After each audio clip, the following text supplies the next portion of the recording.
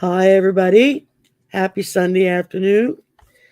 Hello, my lovely Isaac. How are you? I need to Hello. change my avatar name. I just realized it. Good. How are you doing?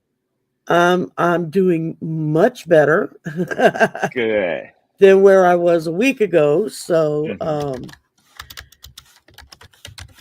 okay, now we're There we go. now we're up to date. Hi, Sarabi, and I hope I said that right. I tend to go phonetically when I see names that I'm not really quite sure of. And hi, Deanne. So Oh. this is hi Marari. This Oh. is not only appropriate in just knowing the kind of people you may be up against, but considering that we have the master of all master narcissistic people sitting in the White House right now with as many fellow narcissistic people around him as he can Uh-huh. manage. Um, it amazes me they haven't all just strangled one another at this point. Um, but hello, Edward.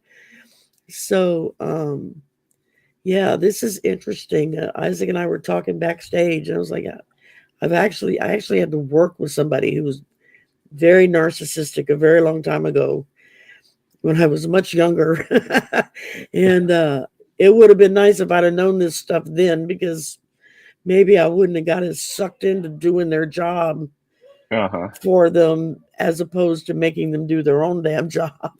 Yeah. Yeah. So I'm going to let Isaac take it away at this point and explain what narcissistic personality is. How do we define it? It not just somebody that just thinks a lot of themselves, but somebody that's truly mentally disabled with this. So Yes. um hi Miss Sherlock, and all right, Nice to Isaac, meet you, take it away. Deanna. It's all up to you. Okay. DSM-5, in DSM-5, is categorized as a personality disorder that falls within cluster B. And if the cluster B disorders are usually when you're dealing with individuals, their behavior tends to be erratic, and it's a lot of stuff that they do that we take personally. That's one way. You would not see them as sick. You would see them as somebody who was rude or somebody that could not contain themselves. So Mm, the biggest thing about a person with, I think, with uh, narcissistic personality disorder is that they are they have a sense of entitlement, and they think that you are there for their benefit. That's what I would say to you. Most people who are empathic, and I know for me, let me say this, you're going to feel very irritated around somebody who has a personality disorder. Uh, I usually I would feel it in my chest, and I would have the thought that I just want this person away from me. A lot of therapists have a difficult time working with people with personality disorders. Some of them they won't work with people with personality disorders, but there are uh, certain strategies and procedures to work with individuals like that. And Sherry and I were talking about Dr. Ramani, who that's her area. She's a psychiatrist, and she posts on YouTube, and she does a lot of I will work with put her personality. links up So, after the show. mhm. I will put her links up for it. And she gives a lot of good information. And I think the big thing about working with anybody is that with a personality disorder, narcissistic personality disorder, is if we remember self care, I don't think we would stick around to until the very end, because a person with uh, narcissistic personality disorder will there's a Well, they would do a lot of stuff that we call crazy making. They will make you feel like you're losing your mind, that it's everything that's happening to you is your fault. And we tend to get on the journey of trying to figure out how to be a better person or a nicer person or maybe a more pliable person so that they can be okay. But anytime you cater to the individual's wants or needs, they change, and then you have to do something else. That's why we have to be grounded in who we are. This is what I can do, and this is what I expect of you. And usually it's a one-way street with a person with narcissistic personality disorder. And I was talking to Sherry, and I would almost guess that a lot of the people that we see in the current administration or associated with it, they're taught these behaviors. It's like they have to have this look on their face like, why are you saying, oh, they'll even call people stupid. That was a dumb question. That was stupid. And Yeah. that's what we're learning to put up with. What I would say to you is the reason why empathic people stick around so long is because we know that we want to help the person, and we know that they can be helped. But I don't think we should sacrifice ourselves trying to help individuals learn Yeah. to treat us with kindness, because basically deep down they know what they should be doing, but they've been able to get their way so much they just keep doing it. That's what I would say. Oh, yeah. And Isaac knows of what he speaks of because he's a professional counselor. Where I'm just a layman that studied behavioral sciences, you know. But I think I hello, told old you this. Silver. Hello, Miss Sherlock. Yeah, Um, I think I told you this story before, though, Sherry. It's like when I was working at a treatment facility, and we would get in individuals with borderline personality disorder. They would usually assign them. I would get a lot of them, and basically, it was very stressful. And one day, it was like we were trying to figure out who the next person would be assigned to because we knew the diagnosis of the person coming in. And the clinical director says, that person is going to Isaac. And I had a meltdown because it was like I had to put all this energy into this person. But what it did that I saw later was it made me learn strategies and techniques to deal with people with borderline personality disorder. So a lot of times when we're in situations with people like this, it's not about us hoping and praying that they will turn good or be better. It's about us learning to be different people when we're yeah. dealing with them. That's what I would say to you. They're forcing us to grow. Yeah. I like what Deanne put. She said some of us are professional victims. No thanks to Trump. You know, and you feel that way, especially if you are in a situation where you deal with more than your fair share of people with that kind of personality disorder. Hmm. It Hmm. can be very exhausting. I mean, like I Hmm. was telling Isaac, I worked with somebody that could probably rival Trump with being narcissistic, you know.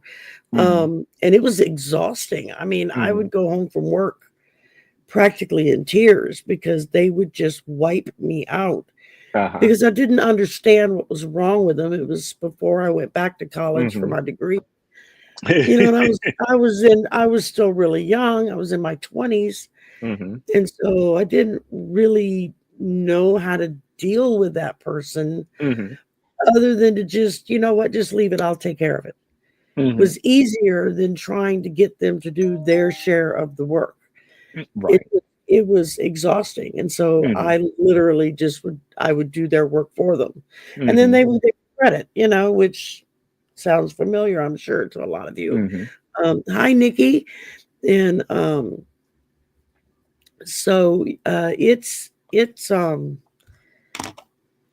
it can be really exhausting dealing with people like that, you Hmm. know, and even more Hmm. so, I would think for people that's like Isaac, who this is their profession. They deal with these kind of people day in and day out all the time. That's Mm-hmm. got to be exhausting. I mean, you Mm-hmm. have to really be very self-assured of yourself Mm-hmm.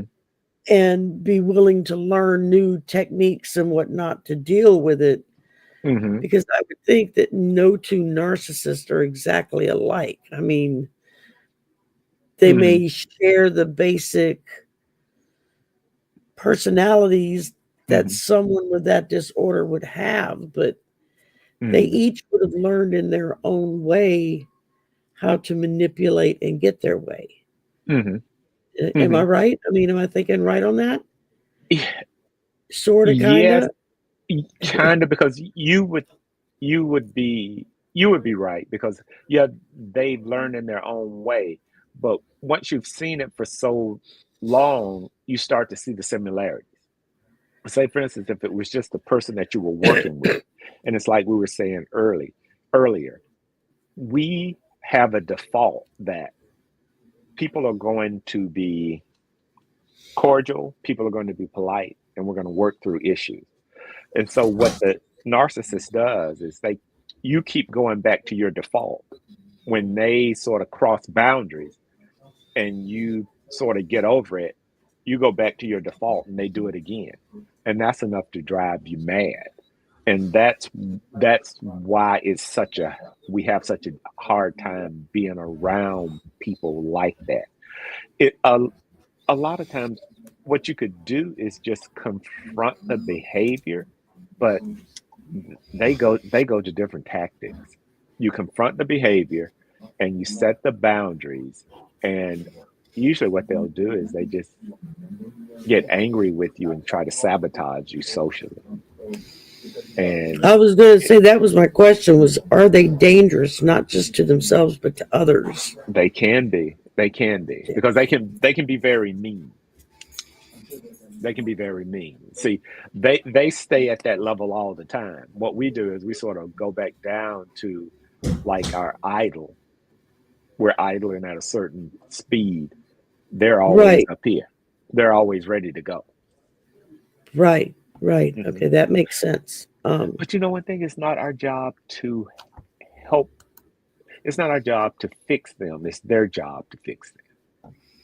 Yeah, And that's why. And I saw yeah. somebody earlier said that they had to cut ties with someone. If you are, this is one thing That that I was have Miss learned. Sherlock. Yeah, she said that. If you are taking care of yourself personally, you will not allow people to hurt you like that. Whatever you take care of, you're gonna make sure that it's nobody's gonna run over it, nobody's gonna destroy it. What we tend to do is the person, they come back more and more intense. We stop we stop our self care, and what happens is we stay there and we just put up with anything because we're not taking care of ourselves. If it's almost like cleaning your floor, and I don't think people do this anymore. Put down a layer of wax. You're not going to let anybody walk on it. Like, hey, don't walk on that floor. And that's the way we're going to be about ourselves if we practice our self care. Oh, and That somebody makes said, sense. yeah, uh, Deanna said they isolate their victims. That's exactly what they do. They isolate you from everybody else, and Oh they yeah, they try to destroy your embarrass friendships. you. They remove you from Yes, your family. They embarrass you in yes, public, so you don't want yeah, to be seen by these people that yeah. mean something to you Hmm. because you're being treated that way. Hmm. We all recognize these people. We just have to recognize how we want to deal with them. And Right.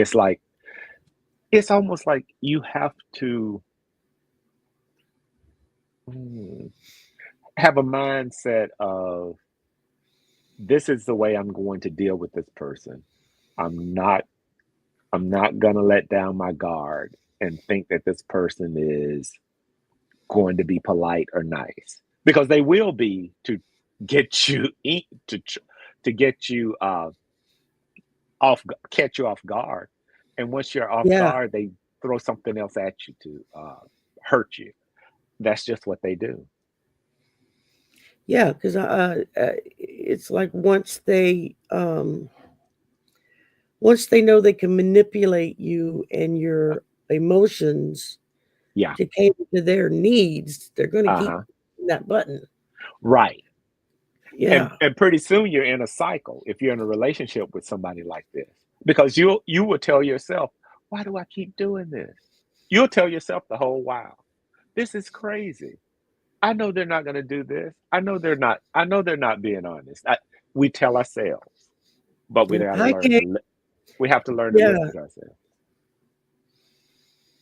Yeah. I mean, and when it comes to family members, I think that's even harder because then they can manipulate your other family members Yes. against you. Yep. And Hmm.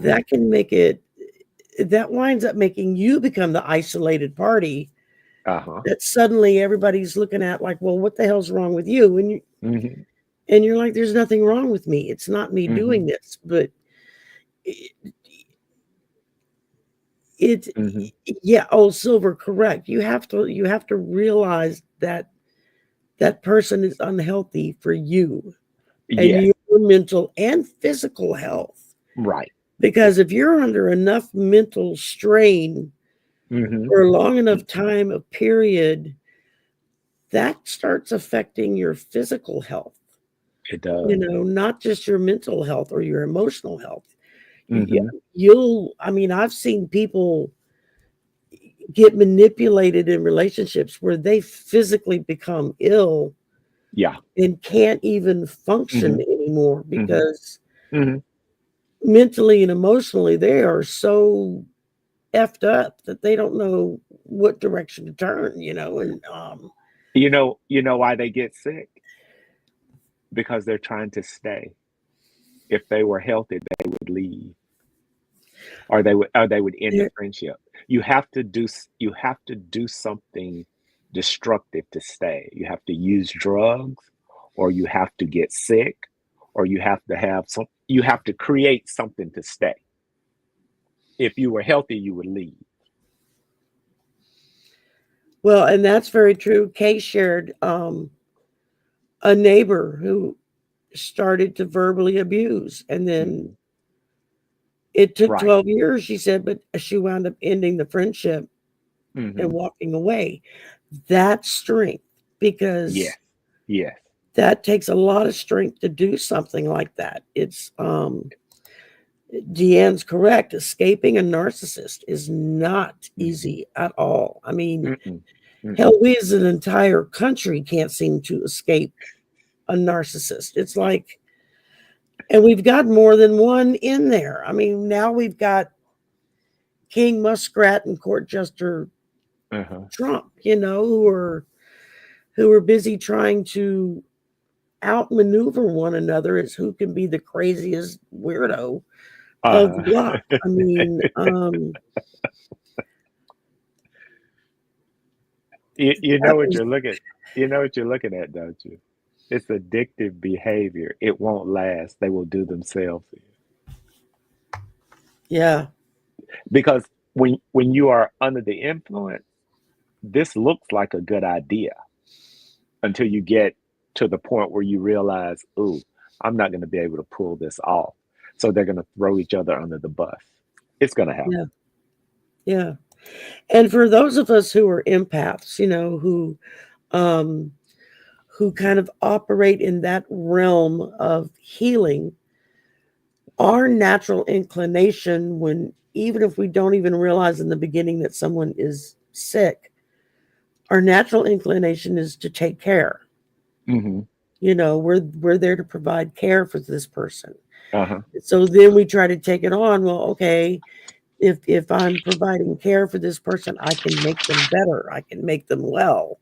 And Hmm. as you and I were discussing backstage before the show, that it doesn't work that way. Hmm. Because no matter what you do, they're not going to change Hmm. because it's a personality disorder. That is Yeah. just the way they are, and you're not going to Hmm. change them. Hmm. And yeah, Kay, you're right. They target empaths. I Yeah. mean, it's like they have a radar for that. I mean, empaths should have instant radar that pops up in their brain the minute someone like that comes around. Then it says, "Warning, Will Robinson, warning." Right. Right. And so I mean, I know when I took a lot of psych classes in college, and I had one semester I had a professor that every week he had somebody different come in with a different kind of personality disorder, or because he Wow. also worked at a clinic. Oh. And he would get these. I mean, he had like one guy that came in who had been in a severe automobile accident, severe brain trauma, Mm-hmm. and had developed Tourette's. Mm-hmm. And when it would kick in, he would say the foulest things in the world that you could think of to say, and he had no control over it. It was just because that was the damage to his brain. Uh-huh. And I never forget when he brought him in that one week. I mean, half the class were so offended they wanted to get up and walk out, but were afraid Wow. to. And the other half was trying not to laugh their asses off because they didn't know if he was putting on or if this was for real, And Wow. it took till the next class when we came back to discuss it that the teacher was like, "Okay, now," he says, "I saw how all of you reacted, but this is someone that has no control over what they say or how they say it because of a traumatic brain injury, and which can mimic a lot of personality disorders and cause a personality disorder to develop." I mean, I watched my mother with dementia. She had what they called cerebral atrophy. Her brain was literally shriveling up inside of her skull. And as it would shrivel, more centers in her brain would just cut off and stop working, go from day to day, where on Mondays she could blow her nose when it was drippy. And on Tuesdays, she could not grasp the concept of putting a tissue to her face and blowing through her nose to clear out her nose. She could not do it. The ability to function and do that was just gone. I wound up having to go get one of those baby squeegee things that you use on infants, to suck out their nose. And when she went into hospice care, I mentioned it to one of their nurses that she couldn't blow her own nose. And they said, "Oh yeah, that's very common. It's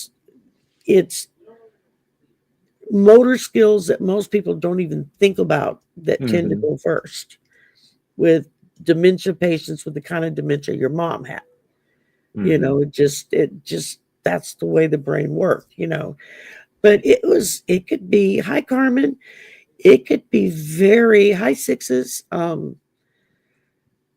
It was very hard on all of us because we were trying to figure out what to do and how to deal with it and not lose our temper when there were times when it felt like she was, because she didn't want to do something, so she just pretended she couldn't do it, and it took a while for it to finally sink in. I know, at least with myself, that okay, she really doesn't have control over this. Right. And I mean, and and I think back now to the times when I would get mad at her out of frustration, because it was like, what, you're standing right next to the wire rack. Why can't you hand me the towel on it? Her brain could not grasp the concept of what a wire rack or a towel was. To reach beside herself a foot, pick up the towel on the top rack and hand it to me. The ability was just not there. And, and I'm ashamed to say that, the first few times something like that happened, I got really angry and really aggravated because I didn't understand what was happening. And so that's it true. A little bit to kind of understand what was going through her brain or not going through her brain, or when she would sit and insist that there were people outside her bedroom window staring in through through the window at her. And it'd be like, Mom, you have a giant rose bush in front of your bedroom window. Mm-hmm. You have to stand in the middle of a prickly briar rose bush to even get close to the window. How can somebody look in your window? And we'd walk her outside to go look. There's nobody there. Mm-hmm. Okay. And she'd go back inside, and 5 minutes later, somebody's looking in the window at her. And it just, Mm-hmm. Yeah. it was very stressful because you're learning as they're losing their abilities, you're learning how to deal with it. And it can be, I mean, in some ways, I guess it almost seems manipulative the way they behave. But once you study that disease, you realize, no, they really have. Mm-hmm. Mm-hmm. There's a tool in that. Mm-hmm. Okay, both of your parents had dementia. Yeah, I feel for anybody who has to deal with a loved one with any kind of issue like that, because it's very exhausting. Mm-hmm. I mean, I laugh about it now because I can, but Mm-hmm. it used to be very upsetting when my mother would look at me and say, I want to talk to my daughter. I'd be like, Mom, I'm right here. No, not you, my daughter. I want to talk to my daughter. I'd say, okay, I'll go get her. I'd have to get up, leave the room, count to 10, turn around and come back in. Okay, Mom, what do you want? Then I was her daughter. But before that, I wasn't, and in the beginning, and that was something very frustrating. And it's very hard when your parent looks at you and says, who are you? They have no Yeah. concept who you are.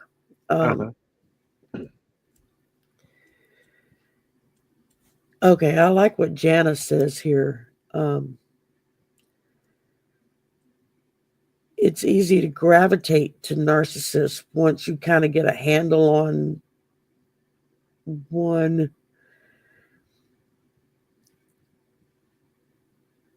I mean, yeah, look at the president. Our world leaders across the globe know that if they want to get their way on something, all they have to do is compliment the man Mm-hmm. and tell him how wonderful he is and how smart he is and how brilliant he is, and he'll sign over the whole damn country to them.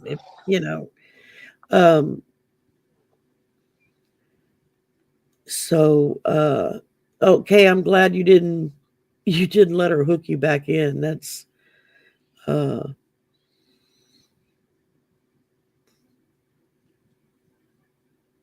yeah, I mean, you have to do what you have to do to protect yourself, protect your family. I know, I mean, you read about these young women who get hooked into relationships, with their boyfriends or whatever, who manipulate them to the point that they're so cut off from everyone and everything that they don't know how to break free and get away from it, and there have been, I mean, I've seen articles of people being seriously hurt because she'll run home to mom and dad to protect her because she doesn't know what else to do, to have boyfriend follow her and try to bully his way past mom and dad. I actually saw a news program on that particular thing one night where the young man was insisting on coming in, and the father finally went to open the door to tell him, go the hell away. You're not welcome. You cannot see my daughter anymore. And the young man pushed him down and went in anyway to go get her. Dad went and got his gun and shot him dead. Wow. He was just like, I'm not, and he called the police and said, okay, I think I killed him. Y'all better go. Wow. And I just remembered watching that thinking, oh my God. I mean, that is really, that's got to really mess with your mind. I mean, not just for the dad, but for the daughter the other family members as well. I mean, Mm-hmm. I'm glad the father was there to take up for his daughter and protect her, but at what expense to him? Mm-hmm. And um, I mean, I've had friends who had narcissistic parents that, you would hear some of the crap that they would share, and I'd just be thinking to myself, why the hell would they do that? I mean, I just didn't understand. I was a teenager, Uh-huh. and but yeah, that's got to be. Oh, Anita's Anita's saying, "Go, Sir Isaac."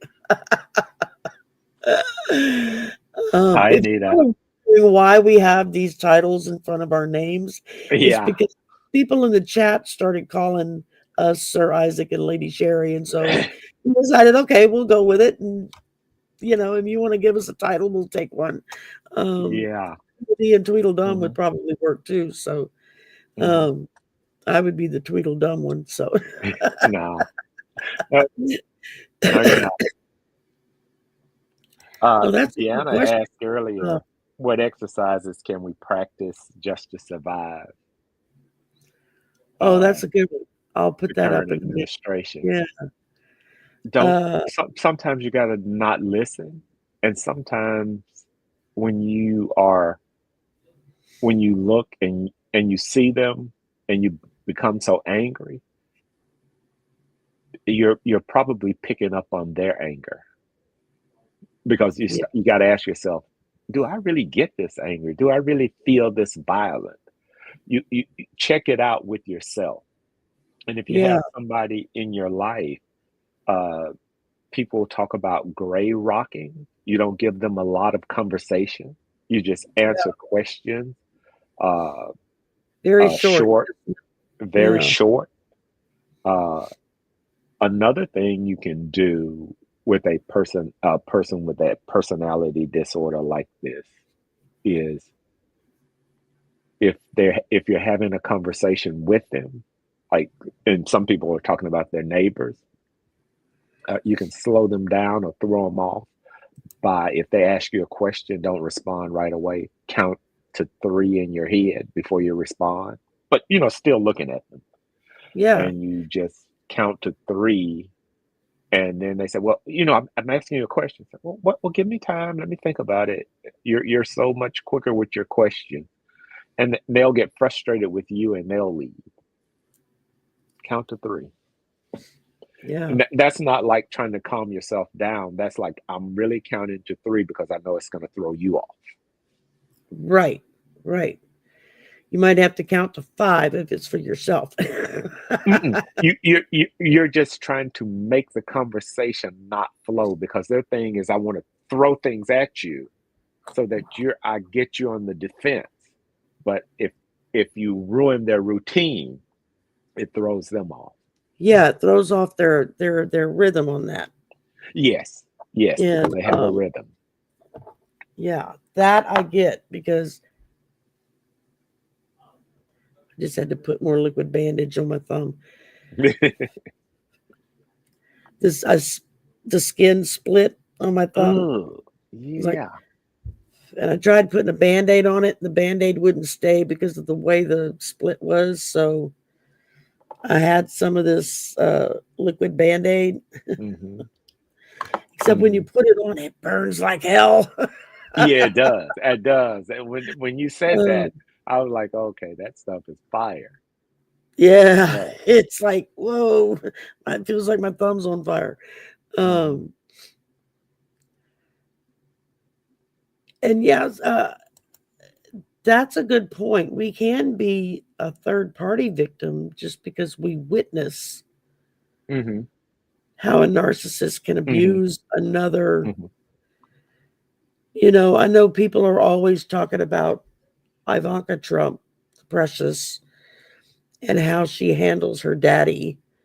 And I've always thought, well, I'm sure it's a mechanism she learned to be able to deal with his obsession with Hmm. her. which is not a healthy obsession at all for a father to have for his daughter. Hi, Snapdragon. That would be,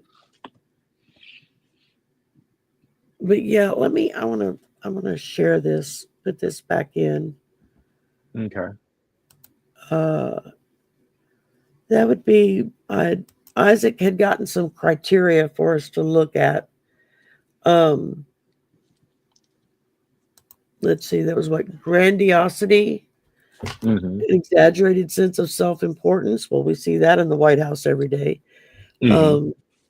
Fantasies, preoccupation with fantasies of success, power, beauty, ideal love.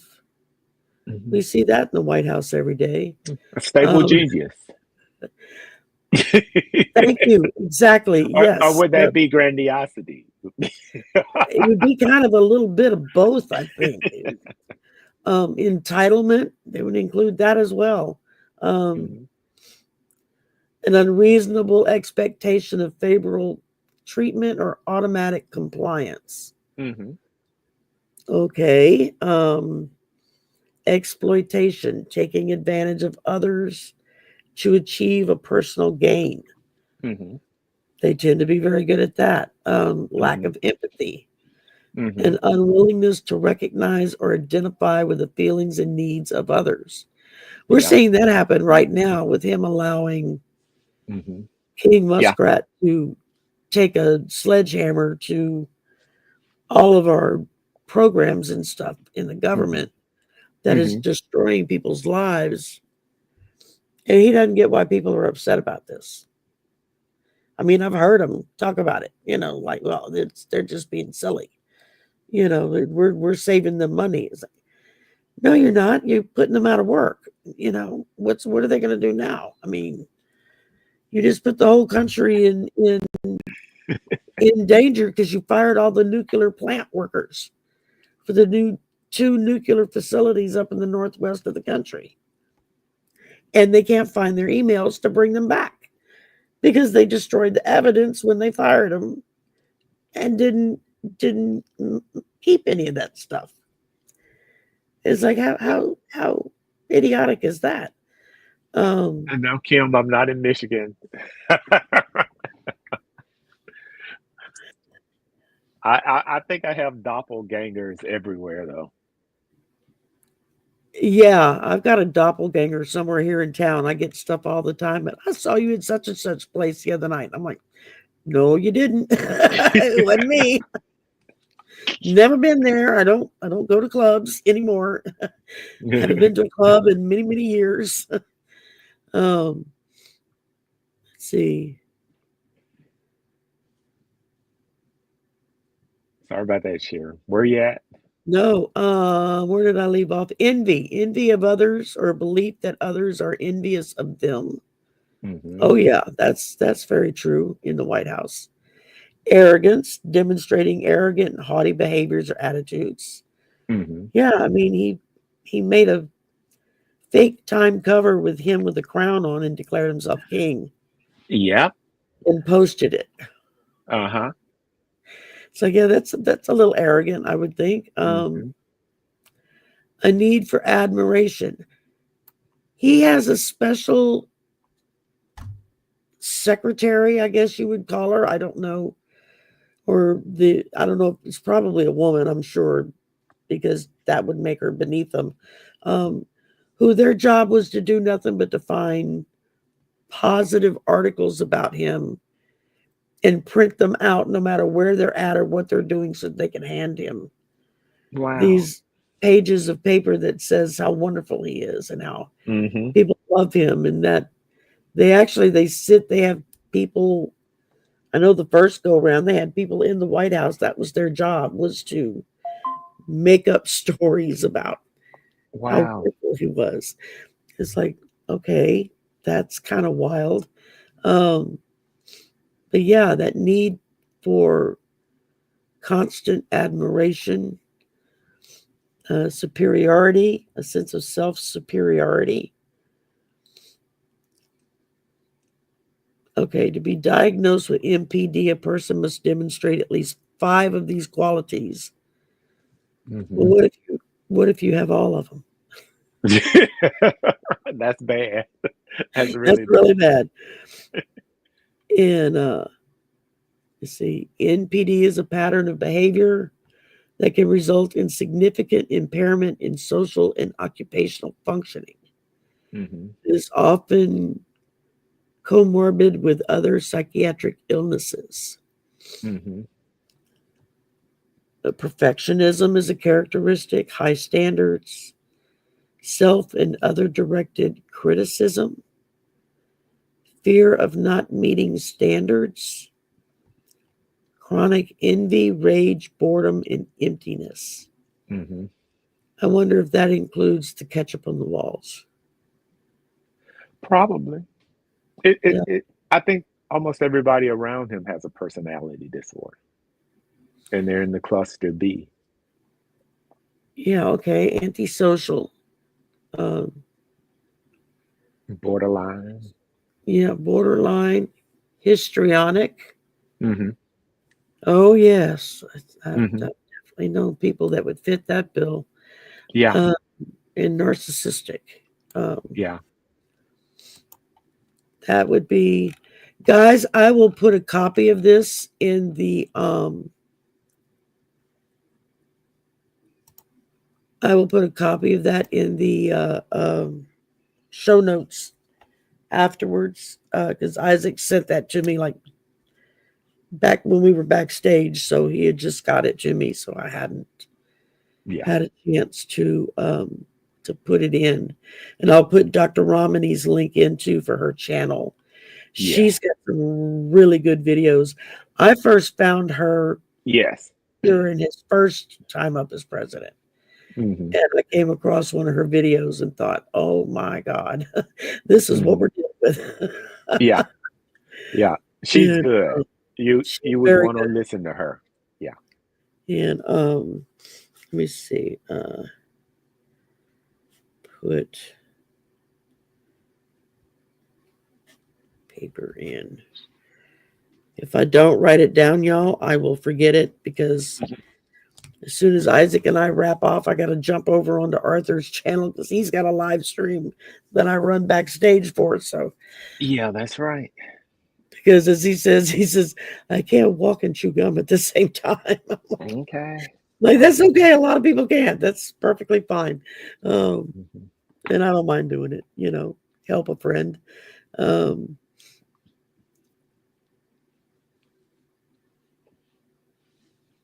Oh, they're talking about doppelgangers now.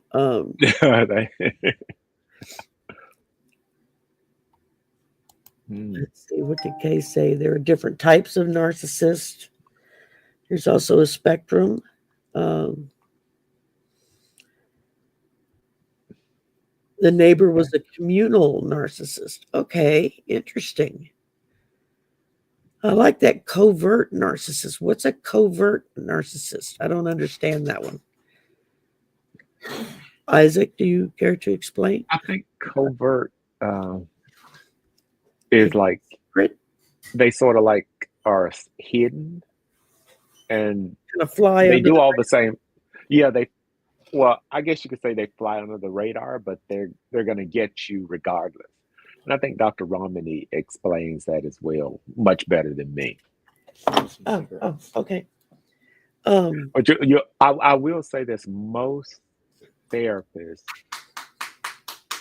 do not work with personality disorders. A lot of them are gonna have their areas that they specialize in. Most of them are not gonna do personality disorders. Do they send people like that then to a psychiatrist who's an MD? You can, but all you get is a diagnosis. But now a lot of people, like if you have these disorders, there are treatment centers that will deal with, I mean, like you go there for maybe so many weeks for a treatment and they will deal with that, but you won't find somebody that takes that person on as a client. Just the It's difficult to find someone like that. A lot of people, some people do specialize in it, and if they specialize in it, they're probably really good at it. Yeah, I would. You've. Oh, yeah, you got to really be strong person to specialize in something like that and be able to continue. Yeah. One thing that I was seeing, was that the other one that you sent me you sent me 2 videos yesterday. I think it was I think that was Les Carter, yeah, because I watched both of them yesterday. Dr. Romani, I recognized right away because I've been watching her for years. But the one thing that I would say, if you're dealing with a person with a personality disorder, keep reminding yourself not to take it personally. And that's one of the 4 agreements. Don't take it personally. But the person, that's why they'll try to make it feel personal. They can be really sarcastic, and it's almost like, if I talk to you, I'm going to get in an argument, and that's where they want you at, because they think they can say that you're not stable then. But it really is, to me, it's just a practice of learning to deal with difficult individuals. Healthy boundaries are vital. That's correct. I believe that.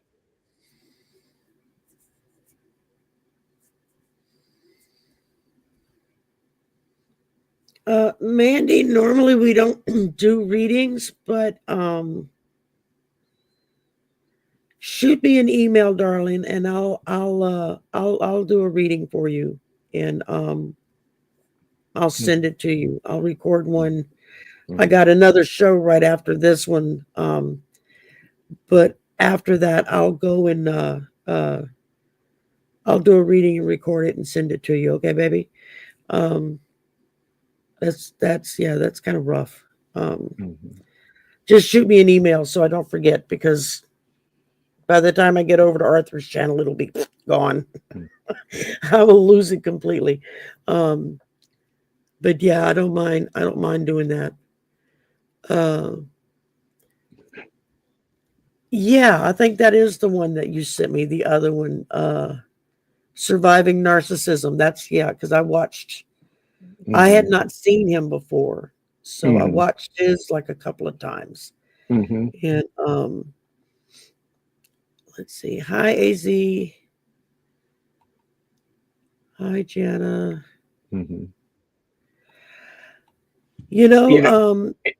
when they were talking, go ahead. Go ahead. No, go ahead. They're talking about the covert narcissist. You know what it reminds me, and my mind does this. It reminds me of the Progressive commercial, passive progressive. Have you seen the commercial? Not passive aggressive, but passive progressive. Okay. And what do they do? I'm sure it's got to be funny. They're doing stuff like, if somebody says how nice something is, they'll throw some shade on it or something to throw the person off, and they're being passive progressive because they don't have progressive, so they're trying to put the other people down. But I would say that a narcissist is usually not passive aggressive. They're gonna be in your face. They're gonna jump right on you. They don't care. Maybe the covert narcissist is passive progressive. Now, Jana brings up a point here that I was thinking of. Something like narcissism to the level like what the president has. Is that something that you're just born with, or is that something that develops because of treatment, of how your parents treat you when you are a baby and a toddler, in those really important, informative years of growing? And what you're talking about is nature versus nurture. Yeah. I think. Or is it a little of both? Either way, a little of both. It would probably, if the person had that personality trait that personality type, that type of personality, and a person treated you in a certain way, it could sort of promote that. It's like, I got to do what I got to do to survive. So I could see Gotcha. that, but that's probably nature versus nurture, because some people, they just sort of have a certain personality type that they're born with. This is true. Yeah. I mean, Mhm. look at twins, where one twin is Mhm. totally different personality than the other twin, Mhm. or even Right. siblings, not even Right. twins, even, but just Mhm. siblings. Mhm. Um, it's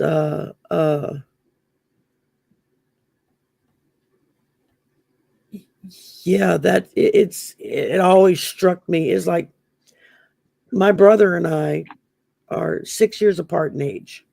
Mhm. We are two different ends of the spectrum Mhm. as far as our personalities go. I mean, Mhm.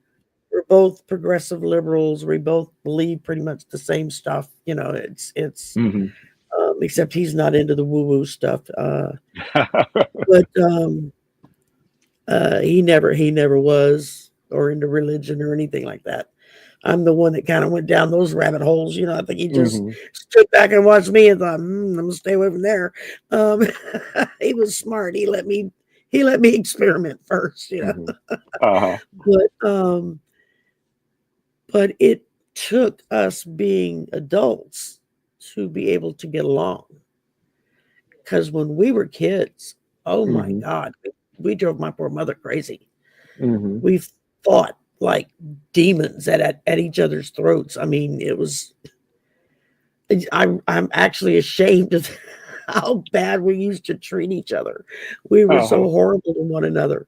Um, However, you let somebody else come along and pick on him because he was my little brother, Right. and my mother would be the one getting the phone call from the principal's office to come get her daughter for beating up some boy because he was picking on her brother, and Uh-huh.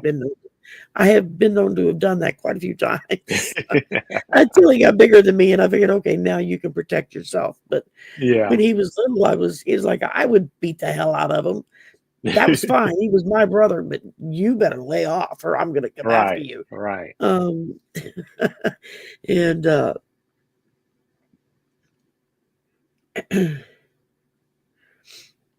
Mm. oh my goodness. Oh wait, I'm trying to catch up in the chat here.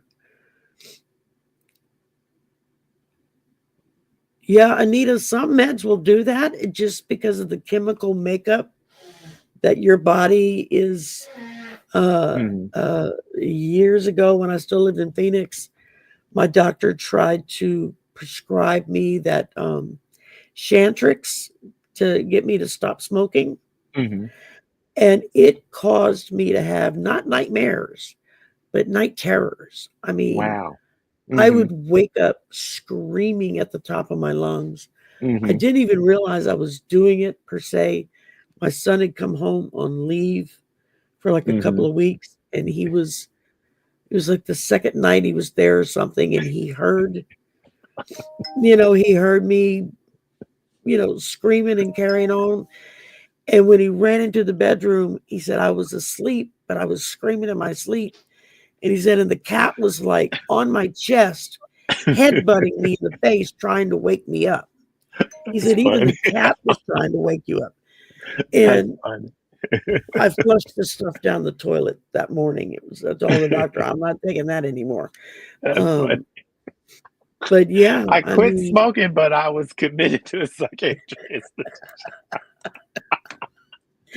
pretty much that's how it would have been. Let me tell you. Right, if you'd have kept Um, that up. That's terrible.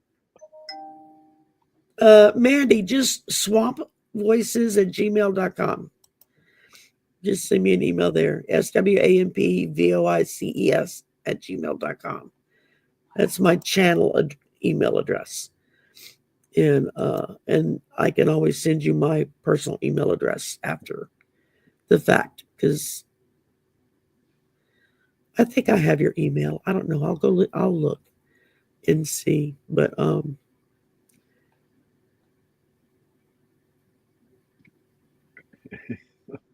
okay, Yeah, Kay said Carmen, just do the three.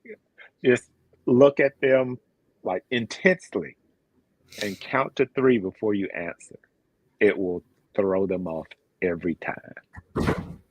And you just say, "Hey, I'm trying to answer your question. Give me a minute." And they may get frustrated and walk away. Be okay with it.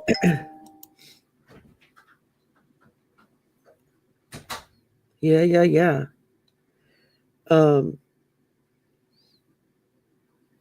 All right. Let's see here. Why is everything beeping? Am I late? Are you late? I don't know. I'm getting ready to go look and see. What time? My What phone's time do you like have beeping like crazy, and I'm like, Yeah. did he What start time do you have to early? be there? 3:30, 4:30, 5:30. 5:30. Okay, yeah, I still got time. I don't know what the hell he's freaking out about. Okay, it's just the notifications that go out. It makes my phone start beeping. I'm like, Okay. what the All hell? right. Yeah. We're good. Yeah. We got a good 15 minutes left to go before I'd have to run. And that way I can go potty first. Yeah. And But this is a good topic because we see it in action. We see it in action yeah, every day. But sometimes absolutely. I won't watch the news. I watch like what is it? The Midas Touch and other news programs. Even like I Yeah. can get really bent out of shape when I see like the legacy news where they'll Oh, just I can't even watch it anymore. It just say something like it's infuriates me. normal, and it's like, I mean, Yeah. like, It's like so this is not normal. The man is not right. normal. It's Uh-huh. um I really got that when his niece married Trump when Uh-huh. she wrote her first book Mhm. and published it. And I Mhm. went out and read it. And I remember thinking, all I could think of was, oh my God, I cannot imagine growing up in a home like that. I mean, hi Thomas, how horrible is that? Hi, innocent potato. Hi, Carmen. Hi, Anita. I'm sorry, y'all. I've been like not paying attention. Hi, Mhm. Rose. I try to say hello to everybody when they come in. Uh,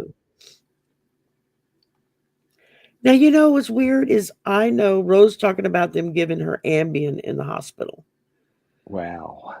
and it freaked out. Yeah. And I've heard so many people talk about that. I took Ambien for years to sleep. Mhm. Never had any issues with it. It would knock me out. I'd go to sleep, Uh-huh. wake up the next day without that hungover feeling you would get from taking a sleeping pill. Uh-huh. Back when I first got hurt, I would take it. And then I'd read all these horror stories about people taking Ambien. I'd be like, well, what the hell kind of Ambien are they taking? It doesn't do that to me. I mean, you know, and I was taking a pretty strong dose of it. So, Mhm. yeah, it's weird. I think it just, hi, Maureen. I think it just depends on your own body's chemical makeup. Mhm. Because what may help me deal with a certain issue, if Isaac took the same medicine, it could have the complete opposite effect Mhm. on him. Yeah. You know, Some people are very sensitive to medication. exactly. I'm sure I'm probably numb to most of them at this point. I've been taking so many for so long. It's like I've got a regular pharmacy. Saturday nights when I fill up my trays for the week, because God help me, I would not be able to do it if I just went and got them when they're due. Um, Mhm. it's like a pharmacy. I probably have 30 bottles of pills that are sitting out Uh-huh. as I'm divvying them up. This is the morning dose. This is the lunch dose. This is the nighttime dose. I mean, Uh-huh. different things at different times that I have to take them. Mhm. So Mhm. um, it's like I have alarms set on my phone when it's time for the next dose. Uh-huh. It'll tell me meds are due. and But yeah, I mean,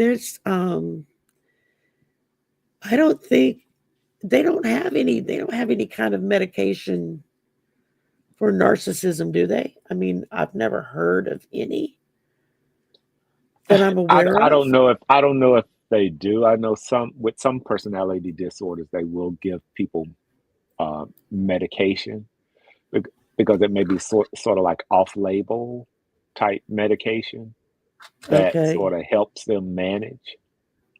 But I Okay. really don't know. Okay. I wasn't sure. I heard somebody talk about medicine in here, so I was like, Hmm. well, maybe they actually dole out medication for that. I had never heard that, but Hmm. I guess anything's possible, right? Uh-huh. Hmm. Um, yeah, Benadryl, that's another one. I know some people take Benadryl and it hypes them up and they're like climbing the ceilings, and other people take Benadryl and it knocks them out cold for 8 hours. I mean, they're gone, you know? Hmm. So, um, and there's no way to, you and me both, Thomas, pharmaceuticals are my primary caloric intake. Oh. Yeah, when I went to the doctor this past week, and my regular doctor, and we're in there, and he's telling me, yeah, this looks good, and this looks good, and you're doing good here. He says, okay, now, he says, how did you do it? I said, how did I do what? He said, how'd you lose 17 pounds since you were in here last time? And Wow. I went, excuse me? He said, you didn't know, did you? And I said, no, because I don't get on scales. It always says it's gone up every time I get on a scale. The only time I get on the scale is when I go see him. He makes me get on the scale. He said, yeah, you lost 17 pounds since August. And I went, holy Wow. crap. I said, he was like, how did you do that? I said, I have no idea. And I said, because from October to April is candy season for me. And it's a nonstop candy fest, starting with Halloween and ending with Uh-huh. Easter. You know, it's Uh-huh. chocolate. I have no self control over the chocolate. The chocolate controls me. And I said, so I don't understand. I usually put 20 pounds on during that time period Mhm. because I'm eating candy all day long. I said, which I have been doing. And when I told my son, he says, that's because you don't eat anything anymore. And I'm like, yes, I Mm. do. And he says, no, mom. He says, you come home, you might eat a scrambled egg and a piece of Uh-huh. toast, and you'll Uh-huh. call it a night. And Mhm. he's like, you don't really cook anymore or anything. I said, yeah, I don't have the energy to cook. I cook on the weekends and we eat leftovers for the week. And Mhm.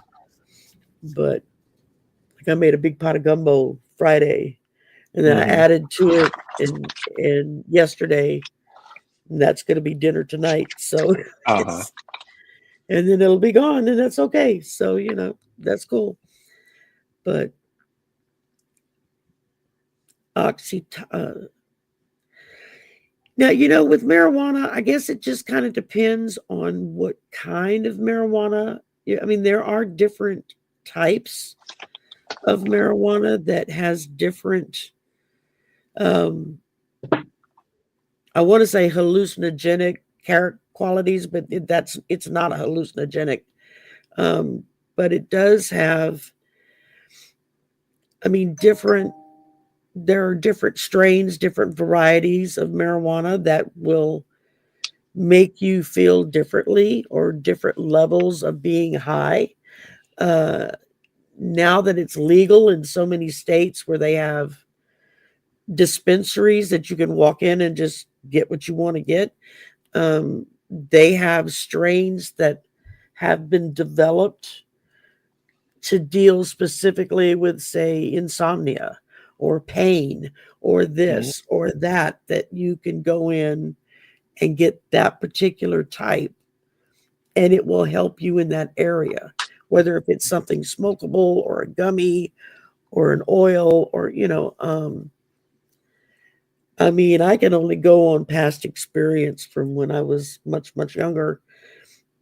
I work for the state. I can't participate in anything like that now because it's still illegal in Louisiana. um, Mhm. but Mhm. I can remember smoking different kinds of weed from different parts of the world. and getting very different results. I mean, smoke a little Colombian and you got a nice buzz, and then you ate for an hour because it would make you hungry. And then I think the strongest stuff I ever smoked was Hawaiian purple-haired Sinsemillion. It was purple. There was no green. It was purple. And it was like just the flower. I mean, it was like a bud this big, you know. And you 2 tokes and you couldn't walk. It would blitz you out, or at least me anyway. It was the wildest. It was like, oh, I would never get anything done if I had that around me all the time. Of course, now I work for the state. I can't do any of it anyway. So I know when my son and I were in California back in April, and he was able to order some for himself via the phone, an app on his phone, and they delivered it. Wow. To where we were. And I'm like, wait a minute. I said, you just called in a Grubhub or a DoorDash for weed? He said, yeah, they're bringing it. I'm like, oh my God, I've seen it all now. I mean, I'm like, your daddy must be like flipping over in his grave going, Jesus, why wasn't that around when I was still here? Wow. But yeah, that was a trip.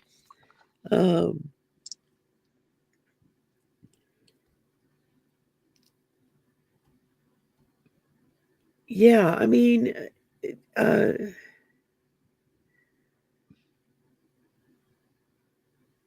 don't really know that much about marijuana anymore because it's been so long since I've enjoyed any of it that I wouldn't.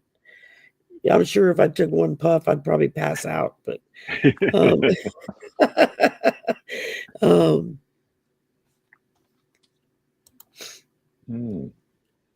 we better yeah, we're decide what learning we're all going to kinds do. of stuff. Yeah, next week before you have to go. Oh, that's right. Okay, what topic are y'all interested in? Because I don't think we had picked anything yet, or We did we? have And I not. forgot to write it down. We did not, because What? somebody Um, put in narcissism the last time, and we grabbed that's that. right, and we went with that. Who So, put what it would y'all in? like us to talk about next time? We'll be back in 2 weeks for, when is it? March 9th. We'll be back on March 9th. So,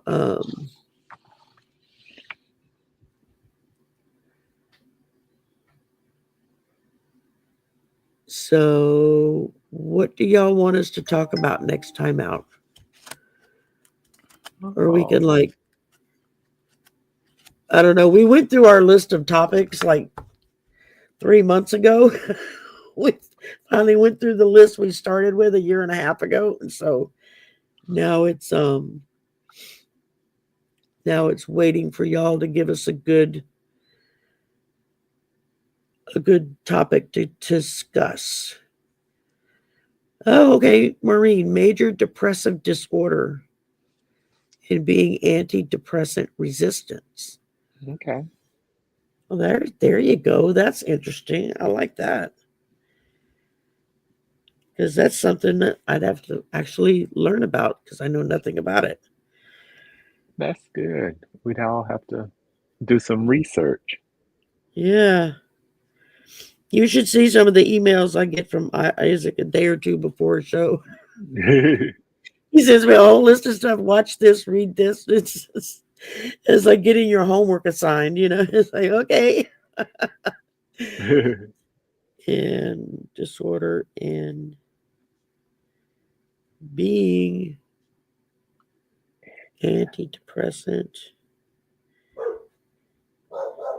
And there goes the dog.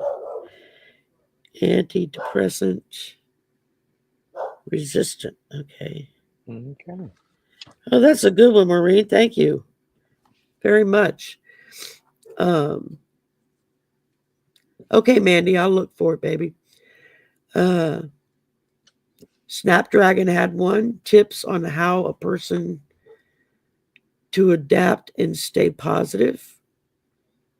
Mm-hmm. That's a good one. Yep. Tips on positivity. Mm-hmm. I like that. Yeah. I like that. Let's see. Suicide ideation and antidepressants. Okay. That could be like a follow-up week or something from the antidepressants. Mm-hmm. Uh, what did you put there? Suicide ideation.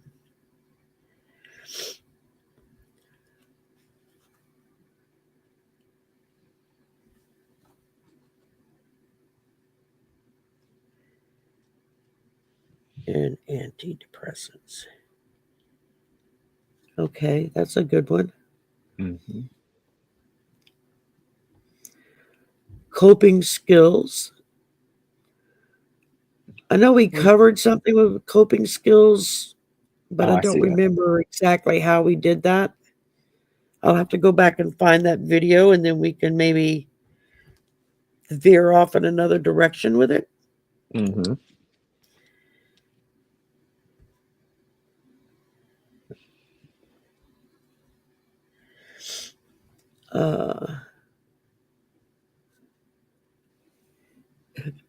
Janice said she found my 17 pounds. I'm sorry. I didn't mean for you to have to get it. PTSD and anxiety. That's another good one. I know we covered anxiety, but I don't think we covered PTSD. Mm-mm.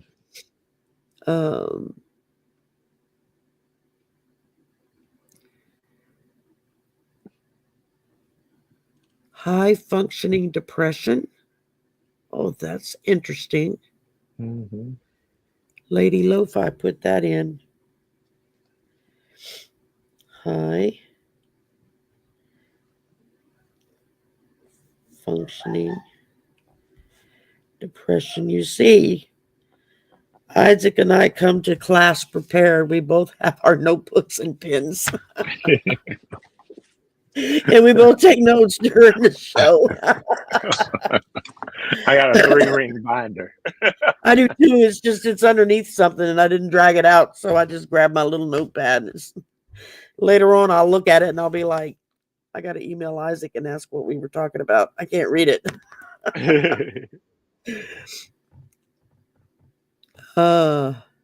Like Snapdragon says, don't let the bastard grind you down. Yeah.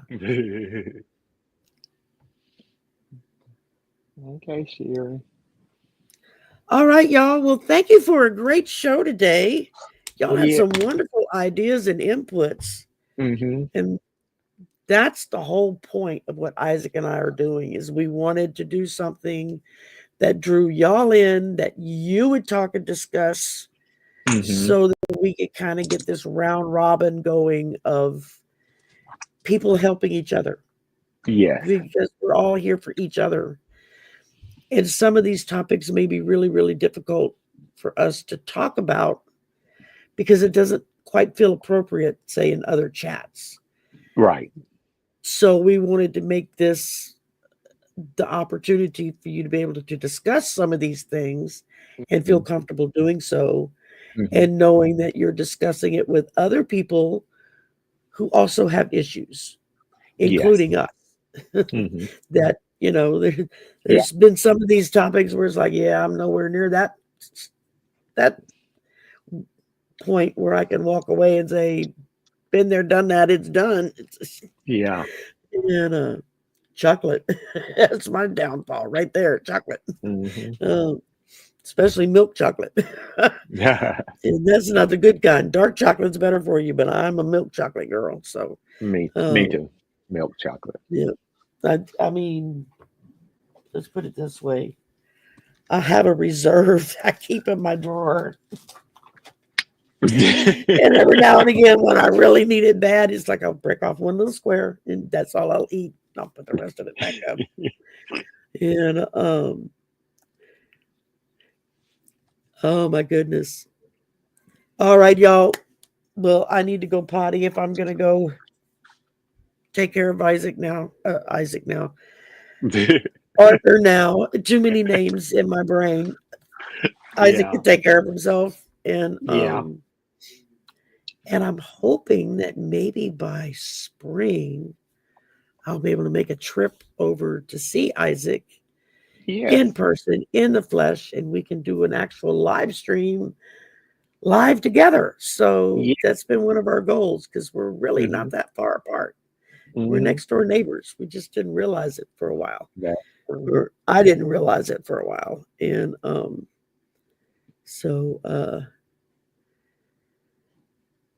and yeah, I'm gonna have to make another trip over to Texas sometime soon and see a bunch of y'all that live in Texas. Because I haven't been over there in a while. Of course, I don't know. It may be dangerous to go to Texas. That's Arthur. All right, guys. Hey, Okay. Arthur, hang on. We will see y'all in 2 weeks. And major depressive disorder is on the docket. So, Okay. adios. Thanks for being with us today, and we will see y'all in 2 weeks. Bye for now. Goodbye.